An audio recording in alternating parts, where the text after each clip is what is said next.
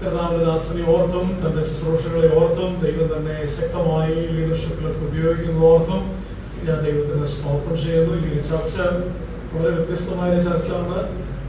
പല ചർച്ചകൾക്കും 2 മണിക്കൂർ എന്ന് പറയുന്നത് വലിയ വിഷയമാണ്. പക്ഷെ നമുക്ക് ഇന്ന് 4 മണി വരെ ഇരുന്നാലും കുഴപ്പമില്ല എന്ന് പറഞ്ഞതുകൊണ്ട് നമുക്ക് 4 മണി വരെ പോകാൻ വിചാരിക്കുന്നു.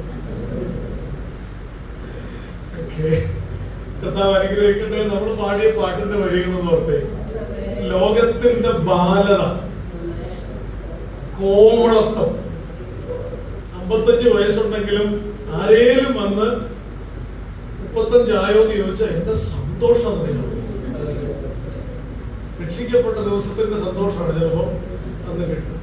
കാരണം നമ്മളെല്ലാം ആഗ്രഹിക്കുന്നു ഒരു കോമളത്വം, ബാലത. പിന്നെ പാട്ട് വരി എന്ന് പറഞ്ഞു കഴിഞ്ഞാൽ ഇച്ചിരി നിസ്സാരമൊന്നുമല്ല. ലോകത്തിന്റെ ബാലത, കോമളത്വം, വസ്തുവക, പൊന്നാണയങ്ങൾ, സ്ഥാനം, മാനം ഒക്കെ എന്നാ പറയുന്നത്? വെറും ചവറാണ്. ആകെ നിലനിൽക്കുന്നത് മേലുള്ള യെരൂശലേം. ഇത് എന്നെ അകത്ത് കേറിയാൽ ഞാൻ യാത്ര ചെയ്യും. എന്ത് നോക്കിയിട്ട്? ഹല്ലേലൂയ. വസ്തുവക നോക്കിയിട്ടല്ല, പണം നോക്കിയും പ്രതാപം നോക്കിയും സ്ഥാനത്തിനും മാനത്തിനും വേണ്ടിയുള്ള യാത്രയല്ലത്, ക്രൂശിനെ നോക്കിയുള്ള യാത്രയാണ്. യുദ്ധം ചെയ്യുന്നത് വെട്ടിപ്പിടിക്കാനും ഇവിടെ നേട്ടം ഉണ്ടാക്കാനും വേണ്ടിയല്ല, യേശുവിനായിട്ടുള്ള യുദ്ധമാണ്. ജീവൻ വെച്ചു കൊടുക്കുന്നതാണ്. അന്ധശ്വാസം വരെ എരിഞ്ഞത്. ഇതൊക്കെ ഒരു ദർശനമായിരുന്ന ഒരു കാലഘട്ടം തന്നെ. അപ്പൊ നമ്മുടെ ചിന്തയിലേക്ക് വരാം, വാക്യത്തിലേക്ക് നമ്മുടെ ശ്രദ്ധയെ കൊണ്ടുവരാം. 2 തിമോഥെയോസിന്റെ ലേഖനം 1-ാം അധ്യായം 4-5 വാക്യങ്ങൾ. 2 തിമോത്തി ചാപ്റ്റർ 1. നിർമ്മല മനസ്സാക്ഷിയോടെ ആരാധിക്കുന്ന ദൈവത്തിന് നിന്റെ നിർവ്യാജ വിശ്വാസത്തിന്റെ ഓർമ്മ നിമിത്തം സ്തോത്രം ചെയ്യുന്നു. ആ വിശ്വാസം ആദ്യം നിന്റെ വലിയമ്മ ലോബീസിലും അമ്മ യുനീക്കിയിലും ഉണ്ടായിരുന്നു, നിന്നിലും ഉണ്ടെന്ന് ഞാൻ ഉറച്ചിരിക്കുന്നു. അതായത് അപ്പോസ്തലനായ പൗലോസ് പല സ്ഥലങ്ങളിൽ യാത്ര ചെയ്യുന്നതാണ്. എന്തിനാ യാത്ര ചെയ്യുന്നതെന്ന് ചോദിച്ചു കഴിഞ്ഞാൽ പൗലോസിന്റെ ജീവിതത്തിന്റെ ഭാഗമായിട്ടുള്ളത് നിന്ദകൾ. ചില സ്ഥലങ്ങളിൽ ചെല്ലുമ്പോൾ കല്ലെടുത്തെറിഞ്ഞ് ഓടിക്കും. ചില സ്ഥലങ്ങളിൽ പട്ടിണി, കള്ളന്മാരുടെ ആപത്ത്, കടലിലെ ആപത്ത്, കൂട്ട സഹോദരങ്ങളുടെ ഭാഗത്തു നിന്നുള്ള ആപത്ത്, തടവ്, കയ്യേറ്റം, അടിയുള്ളവര്, ചാട്ടവാറുകൊണ്ടുള്ള അടിയേൽക്ക്, ഇതൊക്കെയാണ് ജീവിതത്തിന്റെ ഭാഗം. ഇങ്ങനെ നടക്കുക. ഒരിടത്ത് ചെന്ന് ഇത്രയും വലിയ ഉപദ്രവങ്ങൾ കിട്ടിയാലും അടുത്തടുത്ത്. എന്തിനാണെന്നറിയാം? ആരായിരുന്നു ഈ മനുഷ്യൻ? ഒരു എൻകൗണ്ടർ ഉണ്ടാകുന്നതിന് മുൻപ്, ദമസ്കോസിന്റെ പടിവാതിൽക്കൽ ക്രിസ്തു തന്നെ പിടിക്കുന്നതിന് മുൻപ് ഇതൊക്കെ തനിക്കുണ്ടായിരുന്നു. ലോകത്തിന്റെ ബാലത, കോമളത്വം, വസ്തുവകകൾ, സ്ഥാനങ്ങൾ, മാനങ്ങൾ എന്നൊക്കെ പറയുന്ന ലിസ്റ്റിൽപ്പെട്ട സകലവും പൗലോസിന്റെ ജീവിതത്തിന്റെ ഭാഗമായിരുന്നു. സന്നിധി സംഘത്തിന്റെ അംഗം, പരീശൻ എന്നുള്ള ഹിമാലയന്റെ പാദപീഠത്തിൽ നിന്ന് പഠിച്ച ഹൈലി എഡ്യൂക്കേറ്റഡ് പേഴ്സൺ എന്ന് മാത്രമല്ല, ഒരു സമൂഹത്തെ കൊന്നുകളയാൻ അധികാരപത്രം വാങ്ങിക്കുക എന്ന് പറഞ്ഞാൽ റോമൻ ഗവൺമെന്റിൽ അദ്ദേഹത്തിനുള്ള സ്ഥാനം തുറന്നു നോക്കി. ഈ കാര്യങ്ങളും മുഴുവനും ദമസ്കോസിന്റെ പടിവാതിൽക്കൽ വെച്ച് ആ ക്രൂശിന്റെ ദർശനം, ക്രിസ്തുവിന്റെ ദർശനം, ആ ദൈവിക ഇടപെടൽ എന്ന ജീവിതത്തിൽ ഉണ്ടായി കഴിഞ്ഞപ്പോൾ ആ ചാപ്റ്റർ അങ്ങ് ക്ലോസ് ചെയ്തു. പുതിയൊരു ചാപ്റ്റർ അങ്ങ് സ്റ്റാർട്ട് ചെയ്തു. അതാണ് കഷ്ടത തുഷ്ടിയായി ആസ്വദിക്കുന്ന അങ്ങനെയൊക്കെയുള്ള ഒരു ജീവിത ശൈലിയുണ്ട്. അങ്ങനെയൊക്കെയുള്ള ഒരു ആത്മീക കാഴ്ചപ്പാടുണ്ട്. അങ്ങനെയൊക്കെ ജീവിതത്തിന്റെ ചിന്താമണ്ഡലങ്ങളെ ദർശനം കൊണ്ട് ദൈവം നിറച്ചു കഴിഞ്ഞാൽ സാധാരണക്കാര് ചിന്തിക്കുന്നത് പോലെ അല്ല പിന്നെ ചിന്തിക്കുക. സാധാരണക്കാര് കാണുന്നത് പോലെ അല്ല ജീവിതത്തെ കാണുക. കാഴ്ചപ്പാടിന് മാറ്റമുണ്ടാകും. മുൻഗണനകൾ മാറി മറിയും. ഇങ്ങനെ ഉണ്ടായി കഴിഞ്ഞാൽ പിന്നെ ഒറ്റ ചിന്തയെ കാണത്തുള്ളൂ. അവിടെ ചെല്ലുന്നതിന് മുൻപേ എന്തൊക്കെ ക്രിസ്തുവിന് വേണ്ടി നേടാം. കാരണം മറന്നല്ല, at the end of the day, the day is coming in which we all may have to stand before the throne of God. Each one with all what we have done. അവിടെ ഇങ്ങനെ ഓരോരുത്തരെ നിർത്തുമെന്നാണ് പറഞ്ഞിട്ടുള്ളത്. And then പുസ്തകങ്ങൾ തുറന്നു. അപ്പൊ ദൂതനോട് കർത്താവ് പറയും, നമ്മളൊക്കെ അവിടെ നിൽക്കുന്ന സമയത്ത്, okay, open the first 20 years of his life or her life. Read out all what he has done for me. അപ്പൊ ഇങ്ങനെ ദൂതൻ ഇങ്ങനെ പേജൊക്കെ തിരിച്ചു എന്ത് പറയും? Those who are sitting here below 20 years, what have you done for the Lord? ഈ ചോദ്യത്തിന് ഉത്തരം കൊടുക്കാൻ വേണ്ടി ദൂതൻ ഇങ്ങനെ അങ്ങോട്ട് മറിക്കുന്നു ഇങ്ങോട്ട് മറിക്കുന്നു. At last the reply is, Lord, first 20 years education, സ്കൂളിൽ പോകണം, വരണം, ഹോംവർക്ക് ചെയ്യണം, പിന്നെ ട്യൂഷനും പോകണം. അതിന്റെ ഇടയ്ക്ക് കർത്താവിന് വേണ്ടി ഒന്നും ചെയ്യാനൊന്നും പറ്റിയിട്ടൊന്നുമില്ല. അപ്പൊ കർത്താവ് പറയും, മേ ബി 20 to 40 എന്തെങ്കിലും ചെയ്ത് കാണും, അതൊന്ന് തുറക്ക് കേൾക്കട്ടെ. അപ്പൊ ദൂതൻ ആ പേജ് മൊത്തം പഠിച്ചു, മൊത്തം തിരിച്ചും നോക്കി മറിച്ചും നോക്കി. എന്നിട്ട് പറഞ്ഞു, കർത്താവ് 20 to 40 years ഒരു ജോലി വാങ്ങിക്കണമായിരുന്നു, ഒരു കല്യാണം കഴിക്കണമായിരുന്നു. ആ തിരക്കിന്റെ ഇടയ്ക്കൊന്നും കർത്താവിന് വേണ്ടി ഒന്നും ചെയ്യാൻ പറ്റിയതായിട്ട് ഇവിടെ കാണുന്നില്ല. കർത്താവ് ചെയ്യോ ആണോ? ഓക്കെ, നമ്മളൊരു കാര്യം ചെയ്യും, 40 to 60 ഒന്ന് തുറന്നേ, എനിക്ക് വേണ്ടി ഒത്തിരി. കാരണം അതല്ല പീക്ക് ടൈം ഓഫ് ലൈഫ്. അപ്പൊ ദൂതൻ മൊത്തം മറിച്ചു പറയാ, 40 to 60 എന്ന് പറയുന്ന ഒരു വീട് പണിയണമായിരുന്നു, പിള്ളേരെ ഒരു നിലയ്ക്ക് ആക്കണമായിരുന്നു. അപ്പൊ ഇതിന്റെ ഇടയ്ക്ക് കർത്താവിന് വേണ്ടി ഒന്നും. അപ്പൊ കർത്താവിന്റെ മുഖത്തൊരു നിരാശയും ദൂതന്റെ മുഖത്ത് അതിലേറെ പരിഭ്രമവും. എന്നാലും കർത്താവ് വിട്ടില്ല, പ്രതീക്ഷ കൈവിട്ടില്ല. 60 കഴിഞ്ഞാൽ പിന്നെ ആ കിരീടത്തെ മുറുകെ പിടിച്ചിട്ടാ പറഞ്ഞു. അത് ബാക്കി അങ്ങ് വായിച്ചേ, പെട്ടെന്ന് വായിച്ച് കേൾക്കട്ടെ. ജീവകിരീടം, നീതിൻ കിരീടം, തേജസ്സിൻ കിരീടം, പ്രശംസാ കിരീടം ഒക്കെ ഇങ്ങനെ എടുത്ത് കൈ പിടിച്ച് വായിക്കുക. 60 കഴിഞ്ഞ് എനിക്ക് വേണ്ടി എന്ത് ചെയ്തു എന്ന് ചോദിച്ചപ്പോ ദൂതം പറയാ, കർത്താവ് ആണ്ട് 60 കഴിഞ്ഞപ്പോ പ്രഷറായി, ഷുഗറായി, കൊളസ്ട്രോളായി, കൊറോണയായി. അല്ല, അപ്പൊ ഞാനൊരു ദീർഘായുസ് കൊടുത്തിട്ട് 3 വീട്.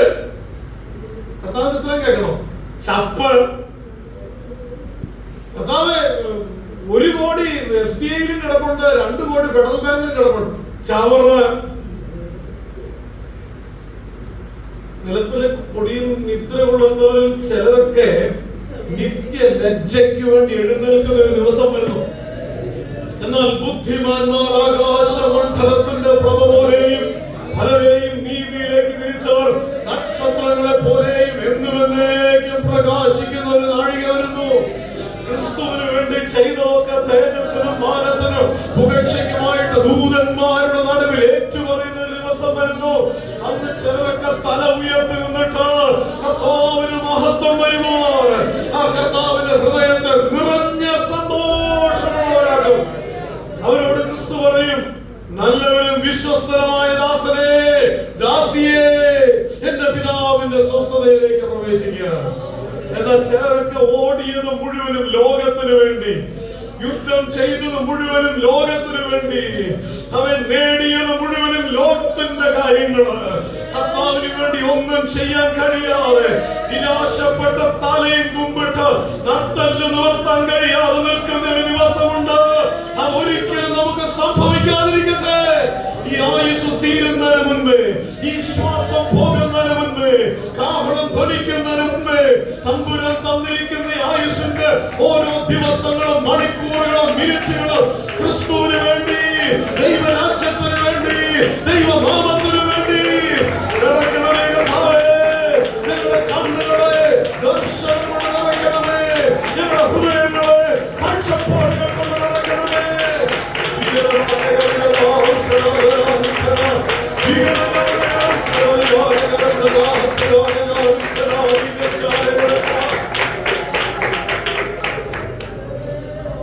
പൗലോസ് ഈ സ്ഥലങ്ങളിലേക്കെല്ലാം പോയി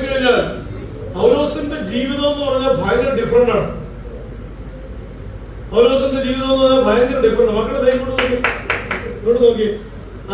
Can you tell me the one I'm talking about? What is the disciple of Paul I was talking about? What is his name? Starting with T. Okay, then can you just leave little space between both of you? Or you can just turn this side. Yeah, leave this side. Yeah, move this little move this side. So that you can resist the temptation to preach to him while I'm preaching here. We need one preacher at a time, okay? അപ്പോൾ പൗലോസിന് ചെല്ലുന്ന വഴിയിലും പോകുന്നിടത്തൊക്കെ ഒറ്റ കാഴ്ചയുള്ളൂ. ഈ ദർശനത്തിന് അനുസരിച്ച് കയറി വരാൻ ആരെങ്കിലും ഒരാളുണ്ടോന്നായി നോക്കുന്നേ. ഈ പൗലോസ് പ്രസംഗിക്കുന്ന മുഴുവനും നിനക്ക് അത് കിട്ടാൻ പോകുന്നു, ഇത് കിട്ടാൻ പോകുന്നു, നീ അങ്ങോട്ട് പോകും, നീ ഇങ്ങോട്ട് പോകും. ഓ പ്ലെയിനിൽ കയറുന്നു ഞാൻ കാണുന്നല്ലോ. ഇതൊന്നും അല്ല പുള്ളിയുടെ സബ്ജക്റ്റ്. പുള്ളിയുടെ സബ്ജക്റ്റ് വല്ല ചെല്ലണമെന്നുള്ളതാ. അവൻ ഈ ദൈവഭക്തന്റെ അവൻ പ്രസംഗ വിഷയം എന്ന് പറയുന്നത് ദൈവരാജ്യത്തിന് വേണ്ടി ത്യാഗം ചെയ്യുന്നതിനെ കുറിച്ച്. ഇതൊരു കാഴ്ചപ്പാടാണ്, ഇതൊരു തിരിച്ചറിവാണ്, ഇതൊരു ദർശനമാണ്. ഇതിങ്ങനെ സെർച്ച് ചെയ്തുകൊണ്ടിരിക്കുകയാണ്. ഇങ്ങനെ സെർച്ച് ചെയ്ത് I mean, when he came across this man called Timothy. Now you know his name, right? Yeah, this man called Timothy. When he came to this man, he found something special in this man.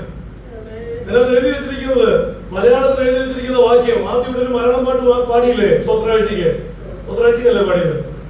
ചടപട എന്നുള്ള കുറെ വാക്കുകൾ കേട്ടില്ലായിരുന്നോ? വല്ലതും മനസ്സിലായോ? That's what Malayalam is all about. അപ്പൊ ഞാൻ പറഞ്ഞു വരുന്നത്, his eyes is something special.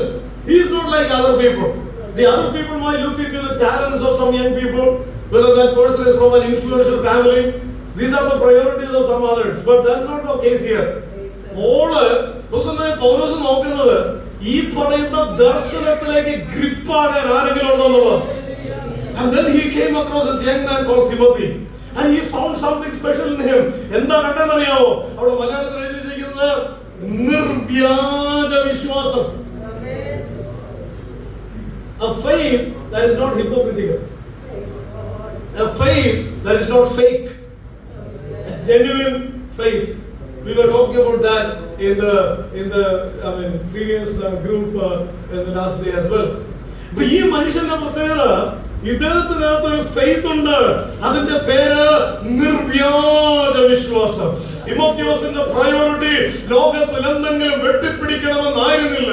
Timotheos പൗലോസിനോട് പറ്റിച്ചേർന്നിട്ട് പൗലോസ് പറയുന്ന നിത്യതയുടെ വാക്കുകളൊക്കെ ഇങ്ങോട്ട് ഒപ്പിയെടുത്തു, ഇങ്ങോട്ട് പ്രാപിച്ചെടുത്തു. അപ്പൊ പൗലോസിന് മനസ്സിലായി, here is somebody I can train for the future of the church. അല്ലെങ്കിൽ നിങ്ങളോട് സത്യം പറയാം, ഞാനൊരു സെമിനാറിന്റെ പ്രിൻസിപ്പളാണ്. ഞങ്ങളുടെ അടുത്ത് 130 സ്റ്റുഡൻസ് താമസിക്കുന്നുണ്ട് സെമിനാറിൽ. പക്ഷെ മലയാളീസ് വരലുണ്ട്. ഞാൻ ഏഷ്യ തിയോളജിക്കൽ അസോസിയേഷന്റെ ഭാഗമായതുകൊണ്ട് പല സെമിനാറുകളുടെയും ഇവാലുവേഷൻ റിസൾട്ട് പോകും. അപ്പൊ പോകുന്ന സെമിനാറുകളിലൊക്കെ കാണുന്ന കാഴ്ച സെയിം. ഒരു സെമിനാറിൽ 350 പിള്ളേരെ അക്കോമഡേറ്റ് ചെയ്യാൻ ഫെസിലിറ്റി ഉള്ള ഒരു വലിയ സെമിനാരി ഉണ്ട്. പേരെന്ന് ഞാൻ പറയുന്നത്. അവിടെ ഇന്നുള്ളത് ആകെ 120 പേരാണ്. എല്ലാം നോർത്ത് ഇന്ത്യക്കാരൊക്കെയാണ്, മലയാളികൾ ആരുമില്ല. നോർത്ത് ഈസ്റ്റുകാരെ കൊണ്ട് സെമിനാരികളൊക്കെ നടന്നിരിക്കുന്നത് കൊണ്ട് സെമിനാരിയൊക്കെ സർവൈവ് ചെയ്തു പോകുന്നു. പല സെമിനാരികളിലും പഠിക്കാൻ മലയാളികളെ കിട്ടുന്നില്ല. എന്താ കാരണം? വേറൊന്നുമല്ല, നമ്മുടെ തലമുറകൾക്ക് നമ്മൾ കൈമാറ്റം ചെയ്യുന്നത് ഏതോ വേറെ ചില കാര്യങ്ങളായിരുന്നു. ഒരു 10-30 വർഷങ്ങൾക്ക് മുമ്പ് വരെ അങ്ങനെ അല്ലായിരുന്നു. ഞാൻ IPC ആലത്തൂർ സെന്ററിൽപ്പെട്ട ആളാണ്. ഞങ്ങളുടെ സെന്റർ പാസ്റ്റർ കഴിഞ്ഞ മരിച്ചു കഴിഞ്ഞാഴ്ച. IPC ആലത്തൂർ സെന്ററിൽപ്പെട്ട ഞങ്ങളുടെ ചർച്ചില് അങ്ങനെ ഒരു ഉപവാസ പ്രാർത്ഥന നടന്ന സമയത്താണ് ഞാൻ സുവിശേഷത്തിലേക്ക് ഇറങ്ങിയത്. 3 ദിവസം ഉപവാസ പ്രാർത്ഥന നടക്കുകയാണ്. അപ്പൊ ഞാനും അവിടെ ചെന്നിരുന്നു. ഡിഗ്രി ഫൈനൽ ഇയർ ചെയ്തുകൊണ്ടിരിക്കുകയായിരുന്നു. അവിടെ ഒരു പ്രവാചകൻ വന്നു 1-ാം ദിവസം. എന്റെ അടുത്ത് വന്ന് തലയെ കഴിച്ചിട്ട് പറഞ്ഞു, മോനെ നിന്റെ ഭാവിയൊക്കെ നീ പ്ലാൻ ചെയ്ത് വെച്ചിരിക്കുക, അത് ദൈവികതമല്ല, പൂർണ്ണ സമയം സുവിശേഷത്തിലേക്ക് ഇറങ്ങണം, അതാ ദൈവികതം. ഞാനന്ന് വീട്ടിൽ പോയപ്പോൾ വളരെ നല്ല ദൂതായിരുന്നൊക്കെ പറഞ്ഞിട്ടാണ് പോയത്. 2-ാം ദിവസം ഞാൻ വന്ന് മീറ്റിംഗിൽ നിന്ന് വന്ന് വേറൊരു പ്രവാചകൻ വന്നിട്ടുണ്ട്. അദ്ദേഹം ദൂത് പറഞ്ഞ് എന്റെ അടുത്ത് വന്നപ്പം എന്റെ തലയെ കഴിച്ചിട്ട് പറഞ്ഞു, നിന്റെ ഭാവിയൊക്കെ നീ പ്ലാൻ ചെയ്ത് വെച്ചിരിക്കുകയല്ലേ, അത് ദൈവികതമല്ല. പൂർണ്ണ സമയ സുവിശേഷ വേലയ്ക്ക് ഇറങ്ങണം. അതാണ് ദൈവഹിതം. എന്നിട്ട് ഒന്നുകൂടെ പറഞ്ഞു, ദൈവം വിളിക്കുമ്പോൾ ഇറങ്ങിയില്ലെങ്കിലും കഷ്ടനഷ്ടങ്ങൾ ഒത്തിരി സഹിച്ച് നീ ഇറങ്ങും. പിന്നീട് അതിനേക്കാളും നല്ലത് കർത്താവ് വിളിക്കുമ്പോൾ തന്നെ ഇറങ്ങുന്നതല്ലേ. ഇതിന്റെ ഭീഷണി നല്ല ഇങ്ങനെയൊക്കെ പറയുന്ന പ്രവാചകന്മാരുണ്ടായിരുന്ന ഒരു കാലത്ത് മാർക്ക് ഓഫ് ദ പ്രോഫറ്റ് എന്ന ബൈബിൾ നിലപാടാണ്, പാപത്തിനെതിരെയുള്ള നിലപാട്. The prophet is the one who looks at you with the eyes of God.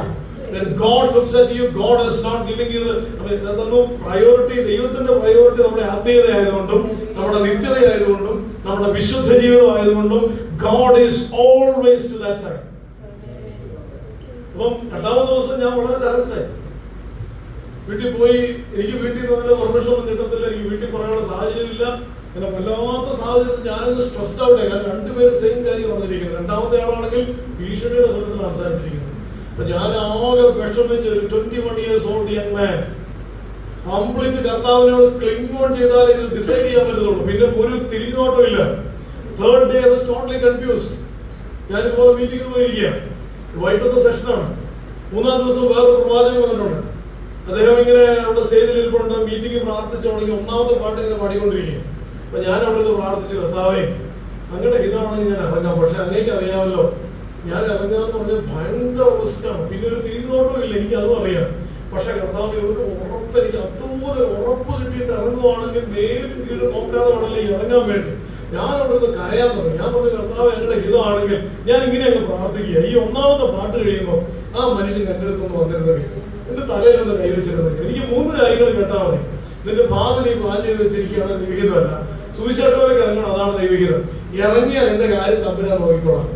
ഞാനിതിങ്ങനെ പ്രാർത്ഥിച്ചോളി. Correct ഒന്നാമത്തെ പാട്ട് കഴിയുന്ന ഈ മനുഷ്യൻ ഒറ്റ ഓട്ടത്തിന് എന്റെ അടുത്ത് വന്നു, എന്റെ തലയിൽ കൈവച്ചു. എന്നിട്ട് എന്നോട് പറഞ്ഞു, നിന്റെ പ്രാർത്ഥന കർത്താവ് കേട്ടു. സുവിശേഷത്തിലേക്ക് ഇറങ്ങുക എന്നുള്ളതാണ് ദൈവഹിതം. നിന്റെ പദ്ധതി ദൈവഹിതമല്ല.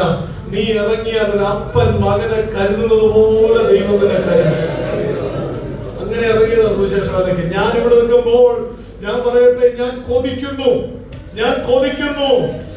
അങ്ങനെയുള്ള പ്രവാചകന്മാരും എഴുന്നേറ്റിരുന്നെങ്കിൽ തലമുറയുടെ തലയെ കൈവച്ച് അവർ മഞ്ഞു ഒഴിയുന്ന നാട്ടിൽ പോകുന്നത്, അവർ പ്ലെയിനിൽ കയറുന്നത്, അവർ IPS ആകുന്നു, IAS ആകുന്നു, നല്ലത് തന്നെ. അത് സംഭവിച്ചോട്ടെ, ഒരു വിരോധമില്ല. പക്ഷെ ആരെങ്കിലുമൊക്കെ ഈ ബൈബിളും പിടിച്ച് സെമിനാരിയിലേക്ക് പോകുന്നത് സ്വപ്നം കാണുന്ന പ്രവാചകന്മാരെ ദൈവമേ എഴുന്നേൽപ്പിക്കണമേ.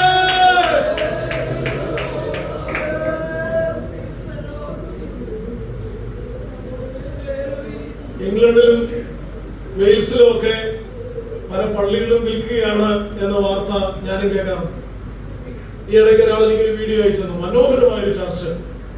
അത് വിറ്റ പാർട്ടികൾ അവിടെ കയറി ചെന്ന് കാണിക്കുന്ന എല്ലാം കൂടെയാണ് അതിനകത്ത് വീഡിയോയിൽ അയച്ചു തന്നത്. എന്നിട്ട് എന്റെ ബാക്കി ഭാഗം എന്നറിയാം, ഈ ചർച്ചാണത്രേ 150 വർഷങ്ങൾക്ക് മുമ്പ് റിവൈവൽ ഉണ്ടായ സമയത്ത് ഈ ചർച്ചിൽ പ്രസംഗിച്ച പ്രസംഗങ്ങൾ കേട്ട് അവിടെ നിന്ന് ജനം മുഴുവനും പൊട്ടിക്കരയുമായിരുന്നു അത്ര ചർച്ചില്. 150 വർഷങ്ങൾക്ക് മുമ്പ് ആ ചർച്ചിൽ നിന്ന് മിഷണറിമാര് ലോകത്തിന്റെ വിവിധ രാജ്യങ്ങളിലേക്ക് പോയിട്ടുണ്ടത്രേ. 150 വർഷങ്ങൾക്ക് മുമ്പ് ആ ചർച്ചിൽ മിഷണറിക്കാരുടെ കാര്യം പറഞ്ഞു സ്തോത്രാഴ്ച എടുക്കുമ്പോൾ പൈസ കുമിഞ്ഞുകൂടുമായിരുന്നു. അതെല്ലാം മിഷണറി പ്രവർത്തനത്തിന് അയക്കുമായിരുന്നത്രേ. ഇന്ന് ചർച്ചിൽ ഇരിക്കാൻ ആളില്ല, അവിടെ ആരാധിക്കാൻ ഒരു തലമുറയില്ല. പറ്റിയത് എന്നാന്നറിയാമോ? തലമുറകളിലേക്ക് ആ ദർശനം കൈമാറ്റം ചെയ്യുന്നതിൽ അവൻ ഒരു കൂട്ടം പരാജയപ്പെട്ടു പോയി. On the other side, the world and Satan and the devil, they are very intentional in infecting these young lives with all kinds of worldliness and sin. അവർ ടെലിഫോൺ തുറന്ന് കാണുമ്പോൾ അവർ കാണുന്ന റീൽസിൽ അവരെ പഠിപ്പിക്കുന്ന ഒരു ലോകമുണ്ട്. Romance is what your life is all about. അവരുടെ യൂട്യൂബ് അവരെ പഠിപ്പിക്കുന്ന ഒരു ലോകമുണ്ട്. Violence is what defines your life is all about. അവർ കാണുന്ന ഓരോ മൂവീസും അവരോട് പറയുന്ന കുറച്ച് സന്ദേശങ്ങളുണ്ട്. വളർന്നു വരുന്ന മനസ്സുകളെ ഇൻഫെക്ട് ചെയ്യുന്ന വളരെ ശക്തമായ കണ്ടന്റ് 24 മണിക്കൂർ അവരുടെ തലക്കകത്തേക്ക് നിറച്ചു കൊടുക്കുന്ന ഈ ലോകത്തിൽ അവരുടെ മനസ്സിനകത്തേക്ക് നിത്യതയുടെ ദർശനം നിറച്ചു കൊടുക്കാൻ, അവരുടെ മനസ്സിനകത്തേക്ക് സ്വർഗീയ കാഴ്ചകളെ നിറച്ചു കൊടുക്കാൻ, അവരുടെ മനസ്സിനകത്തേക്ക് സുവിശേഷ വേലയെ കുറിച്ച്, ദൈവത്തെ സേവിക്കുന്നതിനെ കുറിച്ചുള്ള ദർശനം നിറച്ചു കൊടുക്കാൻ ദൈവത്തിന് ചില മാതാപിതാക്കളെ ആവശ്യമുണ്ട്. തലമുറകളിൽ ദൈവീക സ്വപ്നം കാണുന്നതിലെ അപ്പനമ്മമാർ ദൈവത്തിന് വേണം.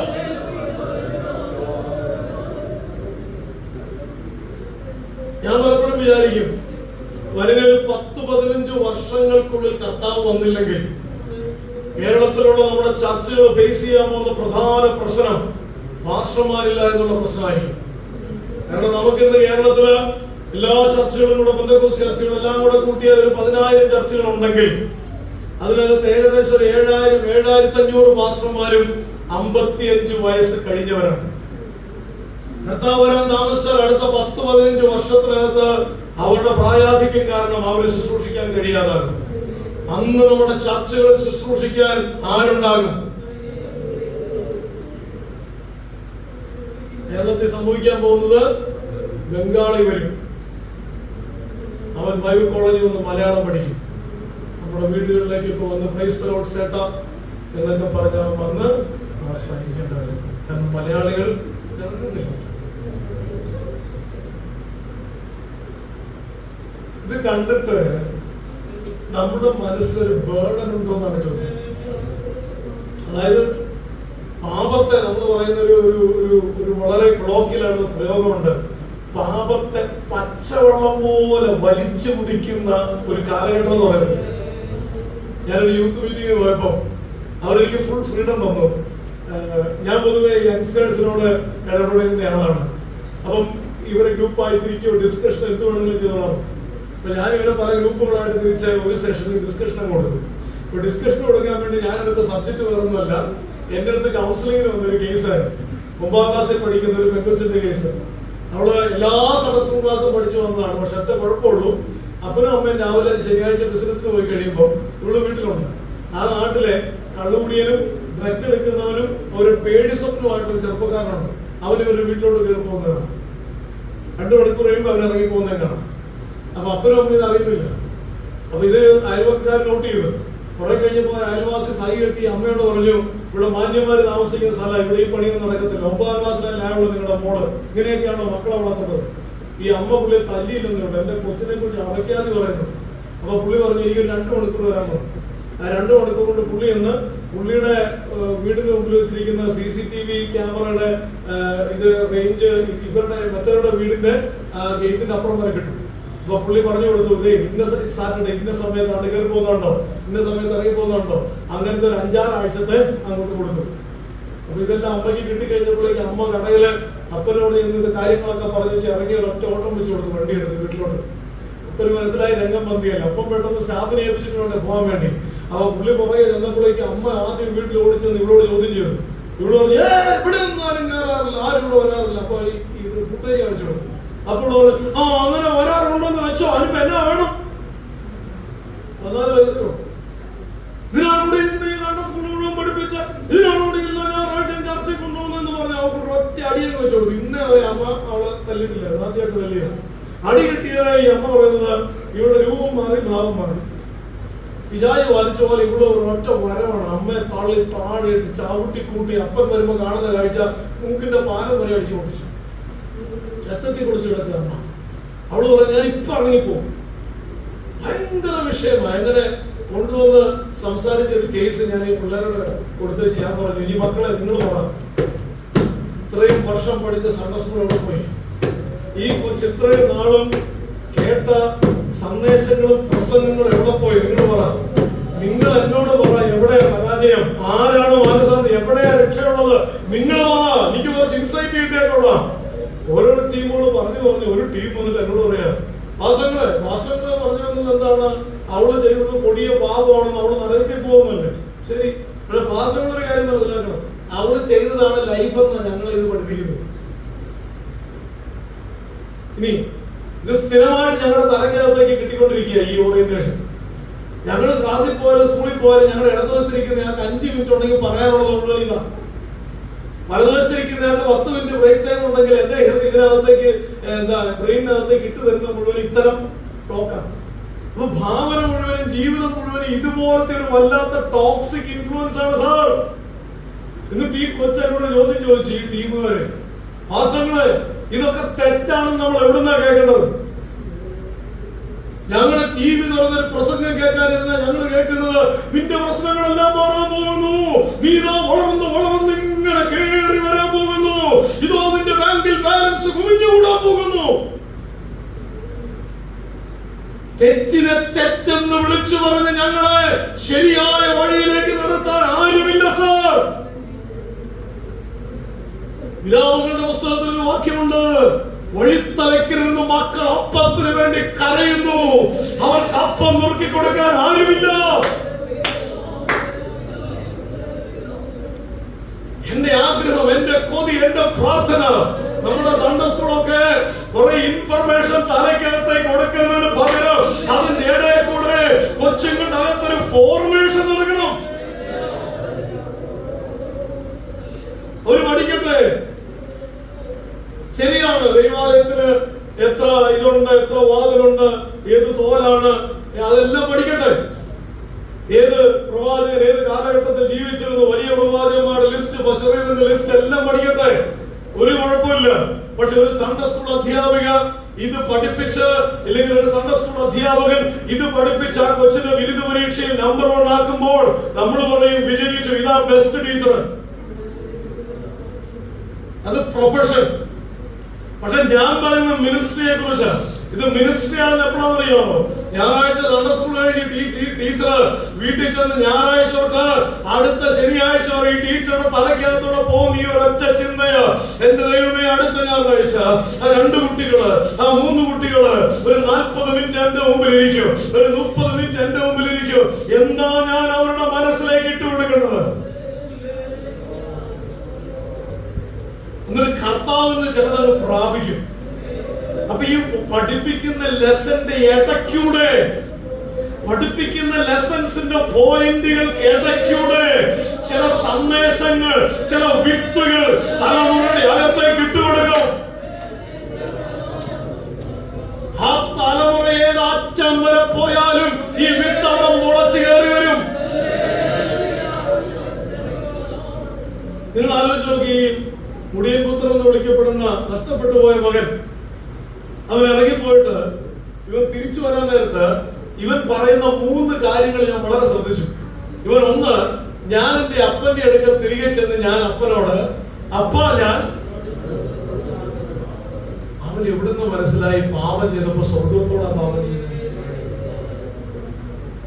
ഹല്ലേലൂയ. അപ്പൊ ഞാൻ വിശ്വസിക്കുകയാണ്, പിന്മാറ്റത്തിന്റെ അടിത്തട്ടി പോയിടത്തുനിന്ന് അവനെ മടക്കി വരുത്തിയത് എവിടെയോ എന്നോ അവന്റെ അടുത്ത് കേറിയ ഒരു വിത്തായിരുന്നെങ്കിൽ തലമുറകളിൽ